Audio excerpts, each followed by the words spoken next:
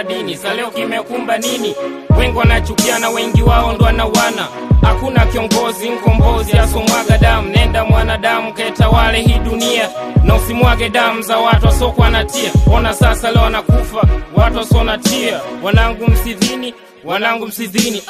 Kazini yeye mchungaji siogopa dhambi. Songoze sala ya toba, hesabu idadi ya mashoga kwa nyakati ulizo nazo.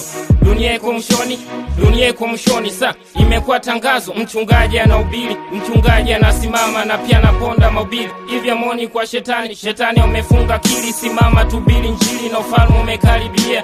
Yesu yuaja sasa, pala pandi tapolia. Dunia imebeba mengi na mengi anavutia. Simama msingo kweli na usije potea njia. Kuhubiri pesa, kupondana ndo kilichobakia. Mkahubiri pesa na Mungu akashushia. Mkajenga makanisa makubwa, juu metundika misalaba, chini speaker zinakita.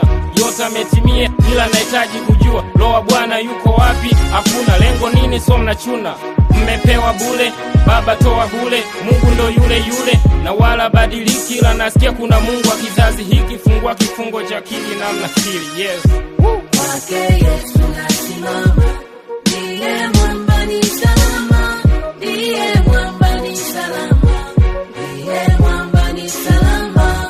Kwake Yesu nasimama, ndiye mwamba ni salama, ndiye mwamba ni salama, ndiye mwamba ni salama.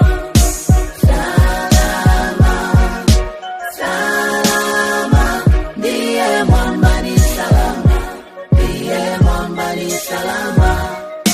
Salama, salama, ndiye mwamba ni salama, ndiye mwamba ni salama. nakumbuka nyuma natazama watu wale walihubiri injili na bado akibondwa mawe.